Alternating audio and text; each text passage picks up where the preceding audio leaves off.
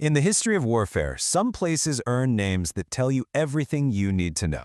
In the fall of 1951, during the Korean War, UN forces fought for a month over a piece of ground that would go down in history with one of the most fitting and tragic names of all, Heartbreak Ridge. So, this is the problem, right? This is the massive question facing the American forces on the ground. How in the world do you take a fortress that seems absolutely unbreakable? The enemy wasn't just sitting there. They were literally dug into the mountainside. And as you're about to see, the first plan to crack them open was, well, it was a complete disaster. You have to understand, just before this, UN forces had captured another place called Bloody Ridge. The Korean People's Army, the KPA, they just fell back about 1,500 yards to this next position. And on this 7-mile stretch of hills, they built a fortress that was even tougher, even more formidable than the last one. So let's break down what made this ridge such a total nightmare of an objective for the UN's X-Course. We're not just talking about a big hill. This was a sophisticated, deadly defensive system.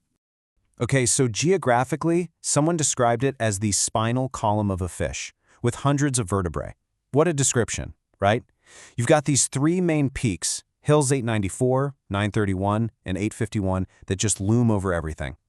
If you controlled this ridge, you controlled all the valleys and roads around it. It was absolutely critical ground. And here's the thing that made it so tough. The KPA was ready. They had these deep bunkers that could take a direct artillery hit. Every position was placed so it could cover another one, creating these deadly, interlocking fields of fire. The whole thing was hidden by woods, they had fresh troops pouring in, and they had tons of artillery and mortars already zeroed in on every possible path up the hills. Now, the initial UN plan, well, it seriously underestimated just how tough this nut was going to be to crack. The decision was made to send just a single regiment to take the ridge. That decision would lead straight into a meat grinder with horrific casualties. On paper, maybe it looks simple. The 23rd Infantry Regiment was supposed to punch right through the middle, then kind of pivot and grab the main peaks one after the other. But what this really did was send a fraction of the division's available power straight into the teeth of the KPA's main defensive line. And this quote just says it all. After 2 weeks of watching his men get cut to pieces, running into a wall of machine gun and mortar fire, the regiment's commander, Colonel Adams, basically told his bosses, "This is suicide. We can't keep doing this." His men were dying for absolutely no gain. And here's the price tag for that bad plan. In just 2 weeks, more than 1,670 casualties.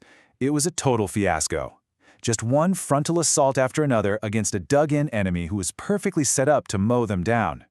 Finally, reality set in. The division's new commander, Major General Robert Young, he hit the brakes. He called off the attacks and said, "We need a whole new plan." What they came up with was a coordinated, overwhelming assault, and they gave it a code name, Operation Touchdown. And you can just see the night and day difference right here. Instead of one regiment, they're going to use all three. Instead of a narrow little attack, they're going to hit them everywhere at once, across the whole front. And instead of limited support, they were going to bring every single piece of artillery and armor they had to the party. But this new plan had a secret weapon, a brilliant move that would completely surprise the KPA defense. It was all about exploiting a key mistake, a huge assumption they had made about the terrain.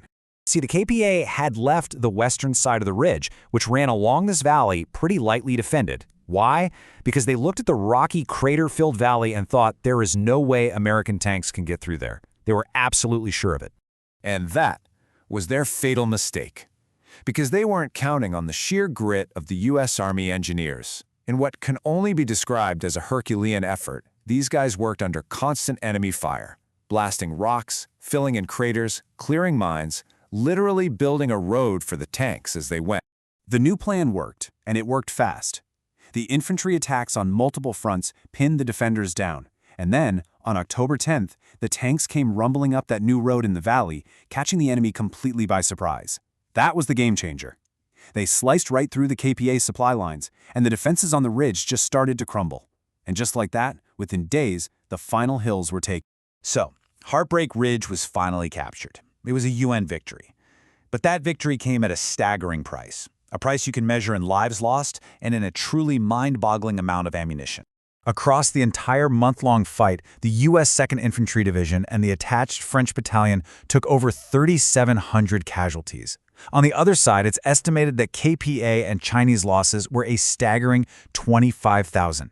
Just devastating numbers all around. And just look at the sheer firepower it took. We're talking over 400,000 artillery shells from just the 105mm howitzers. Add in all the mortars, the bigger guns, the millions of rounds of machine gun and rifle fire, and you start to get a picture of the incredible violence it took to pry those defenders off that ridge. In the end, taking Heartbreak Ridge was a tactical win. It secured important ground.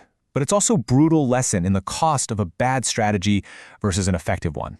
Its name is a permanent reminder of the awful math of war, and it really forces you to ask the question, when a better plan existed, one that could have saved so many lives, how do you ever decide if a victory was worth the heartbreak?